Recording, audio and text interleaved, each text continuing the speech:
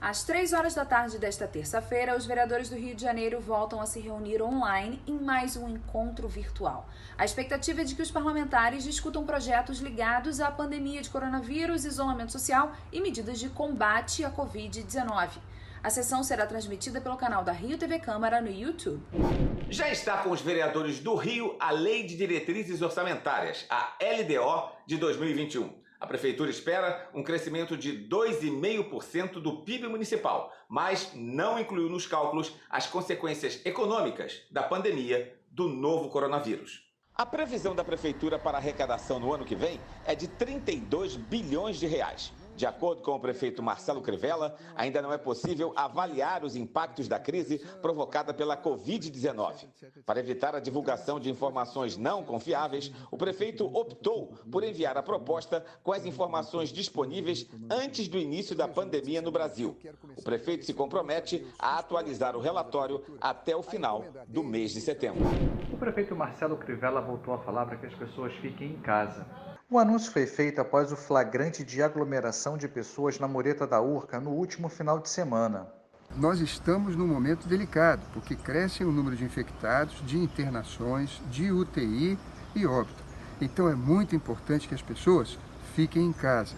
Aquele decreto da máscara é a proteção para as pessoas que têm que sair, por necessidade especial ou porque estão trabalhando em atividades essenciais da nossa economia. Mas a regra geral, sobretudo para os idosos e as pessoas de qualquer idade que têm comorbidade, diabetes, pneumonia, tuberculose, efizema pulmonar, as pessoas que têm insuficiência renal, estão fazendo tratamento de câncer, a imunidade baixou, peço, por favor, fiquem em casa, lavem as mãos com água e sabão, se puder álcool gel, e evitem a todo custo a aglomeração. A máscara não é um passaporte para a gente sair, não. É a proteção daqueles que têm obrigação de sair por atividades essenciais da economia ou porque estão fazendo tratamento de médico ou coisas do tipo. Quase 2 milhões de máscaras serão distribuídas a trabalhadores de serviços essenciais e que ainda precisam ir para as ruas neste período de isolamento. 500 costureiras de 25 comunidades e cerca de 100 artesãs da Feira Artes são as responsáveis pela confecção dos itens que se tornaram obrigatórios para circulação pela cidade do Rio de Janeiro.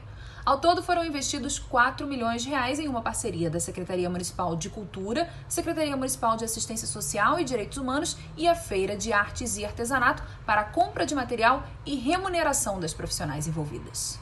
Adolfo Conder é o secretário municipal de Cultura, nos atende hoje para contar um pouquinho sobre o mutirão de máscaras que vem sendo realizado pela Prefeitura para destinar esses itens que passaram a ser essenciais a trabalhadores que ainda precisam circular pelas ruas da cidade do Rio de Janeiro. Obrigada, secretário. Explica um pouquinho desse projeto, quem é que está mobilizado.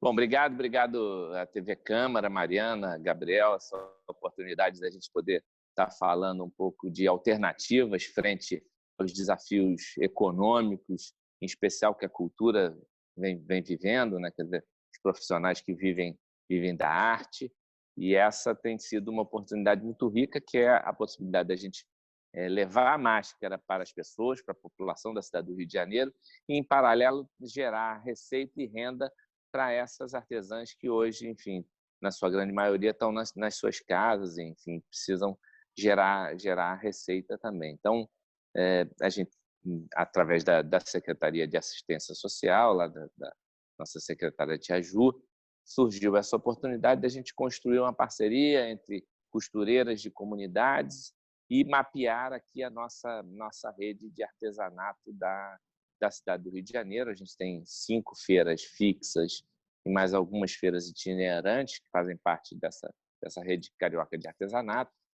e mapear as que tinham interesse em participar desse projeto e confeccionarem máscaras que serão entregues à população. Então, a gente conseguiu unir aí a necessidade de máscaras e dessa distribuição. O prefeito baixou um decreto que começou na quinta passada, né, que é a exigência de uso de máscara dos cidadãos nas ruas da cidade. Então, a gente está aproveitando essa oportunidade para unir aí essa chamada O artesanato faz parte da economia criativa, que é uma das vocações da cidade do Rio de Janeiro. Nós temos quase cadastrados, segundo o SEBRAE, de microempreendedores individuais da área do artesanato, quase 24 mil pessoas. Então, uma parcela dessas vão estar lá trabalhando conosco, junto com a Secretaria de Assistência. Na entrevista de hoje, nós vamos falar sobre um estudo que está sendo realizado pelo Hemorrio do uso de plasma de pessoas curadas do coronavírus em pacientes em estado grave da doença. Essa técnica já foi utilizada em outras epidemias como Ebola e H1N1 e agora surge como uma possível estratégia no combate ao coronavírus. Eu vou conversar com o diretor-geral do Hemorrio, Luiz Amorim. Doutor Luiz, eu quero já agradecer pela sua entrevista. E por que o Hemorrio decidiu iniciar esse estudo com plasma? Olha, o Hemorrio é um hemocentro coordenador do Rio de Janeiro, ou seja, é uma entidade maior da área de hematologia e hemoterapia do estado do Rio. E a nossa expertise é também trabalhar com sangue e todos os seus componentes, plasma, plaquetas, etc. Então, existe um tratamento para muitas doenças virais que não tem outras maneiras de serem tratadas, que consiste na transfusão de plasma colhido de pessoas que que foram contaminadas por uma determinada doença e ficaram curadas. Quando a pessoa fica curada de uma doença viral, por exemplo, do Covid, do coronavírus, é porque ela produziu anticorpos. São substâncias que o nosso organismo produz e que vão neutralizar, eliminar aquele determinado vírus. É um anticorpo específico para cada vírus. Então, a gente tem centenas de anticorpos no nosso organismo, cada um contra o vírus com os quais a gente foi tendo contato. Então, a pessoa teve Covid, ficou curada, ela tem anticorpo contra o Covid e esse anticorpo talvez funcione nas pessoas que estão com a doença na sua fase aguda, a doença na sua forma grave. Então, o Hemorrio decidiu fazer isso porque o nosso domínio, nossa expertise é com sangue e plasma humano, e o plasma humano pode ser uma opção terapêutica, pode ser uma opção para tratar esses pacientes, cujo tratamento hoje é muito difícil porque não tem nada que comprovadamente funcione, né? Tem muitas coisas sendo testadas, mas comprovadamente nada funciona. Aliás, o plasma também é um teste, uma terapia experimental. A gente justamente vai ver nesse teste, nesse estudo clínico, se o plasma vai funcionar ou não. Entendi, doutor. E como é que ela funcionaria na prática? As pessoas com a doença, como é que isso funcionaria? Na prática, a gente precisa de um doador de um lado e do outro lado do paciente, né? O paciente não precisa, mas infelizmente ele está com muitas pessoas doentes. Então, como é que funciona? Alguém que teve coronavírus, teve a Covid-19 e que tenha ficado curado, se torna voluntário para vir doar plasma. A gente tem feito anúncios nas redes sociais, etc. A gente está com uma procura gigantesca, mais de 600 pessoas já nos procuraram, pessoas que tiveram Covid e ficaram curadas. Aí a gente marca uma consulta no Hemorrio, nós avaliamos a pessoa, uma consulta médica, enfim, fazemos um exame e colhemos sangue para ver se ela de fato tem anticorpo contra o coronavírus. E, em segundo lugar, se ela tiver anticorpo, se tem muito ou se tem pouco anticorpo. Então, essa é a ideia geral. Se a pessoa, se o exame mostrar primeiro que ela pode doar, segundo que ela tem muito anticorpo, a gente marca uma data, um dia, 2 dias, 3 dias, depois ela volta para doar o seu plasma aqui no Hemorrio. O estado do Rio de Janeiro tem pelo menos 285 pacientes internados ou com sintomas de coronavírus aguardando transferência. Esses pacientes serão transferidos para os hospitais de campanha. O Hospital Ronaldo Gazola é a primeira unidade de referência do município para tratar da Covid-19. Ao todo, o local possui 381 leitos.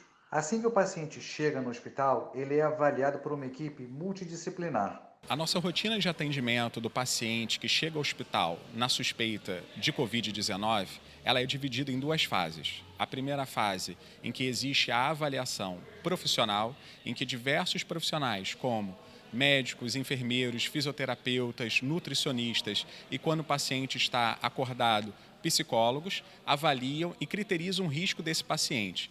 Ao mesmo tempo, também somamos os exames complementares, que são exames de sangue e exames de imagem, para que, em um segundo momento, nós vamos definir todas as condutas necessárias para poder fazer o tratamento desse paciente de uma forma específica, conforme a necessidade dele. O médico explica que o Hospital Ronaldo Gazola recebe 2 tipos de pacientes com a Covid-19. Aqui no hospital nós temos 2 níveis de atendimento. Os pacientes mais graves, que são aqueles pacientes que durante o processo de doença apresentaram alterações respiratórias, ou aqueles pacientes que necessitam respirar por ajuda de aparelhos, mais comumente chamados respiradores, esses pacientes são encaminhados diretamente para a UTI. E o outro nível de pacientes são aqueles pacientes que não apresentaram manifestações respiratórias, porém necessitam de um auxílio de oxigênio e de uma observação durante a evolução da sua doença. Por isso, são encaminhados diretamente para a enfermaria. O número de casos e de óbitos envolvendo o coronavírus vem aumentando todos os dias, mas muitos pacientes também têm conseguido alta. Até o dia 23 de março, 609 pacientes foram internados no Hospital Ronaldo Gazola. 185 conseguiram alta. Dimas Francisco, de 59 anos, saiu da UTI e pode ser o próximo.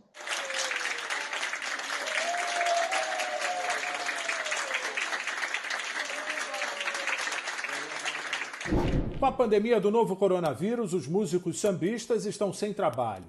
As apresentações foram suspensas, por isso foi criada a campanha Se Você Me Der a Mão, Pode Dar Pé.